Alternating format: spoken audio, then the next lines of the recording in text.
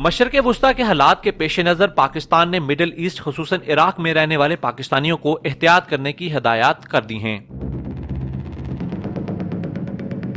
तर्जमान दफ्तर खारजा ने अपने पैगाम में कहा है कि इराक जाने वाले पाकिस्तानी मुहतात रहें और इराक में पहले से मौजूद पाकिस्तानी शहरी बगदाद में पाकिस्तानी सफारत खाने से राब्ते में रहें। इसके अलावा इस हिदायतनामे का इतलाक पूरे मशरिक़ वुस्ता में बसने वाले सब पाकिस्तानियों पर होगा। इसके अलावा पाकिस्तान से ज़ियारात मुक़द्दसा पर जाने वाले ज़ायरीन को खास तौर पर कहा गया है कि जो लोग इराक जाने का इरादा रखते हैं वो एहतियात का मुजाहरा करें और इराक में मुकीम पाकिस्तानियों को मजीद ये भी हदायत दी गई हैं कि वो अपनी असल जगह और किसी भी किस्म की मुश्किल के हवाले से पाकिस्तानी सफारत खाने तक मालूमात पहुंचाते रहें। वाज़ेह रहे कि आज सुबह ईरान ने अपने जनरल कासिम सुलेमानी का बदला लेते हुए इराक में मौजूद अमरीकी फौजी अड्डों पर 2 बड़े हमले किए हैं। अमरीकी हुकूमत ने भी इन हमलों की तस्दीक कर दी है।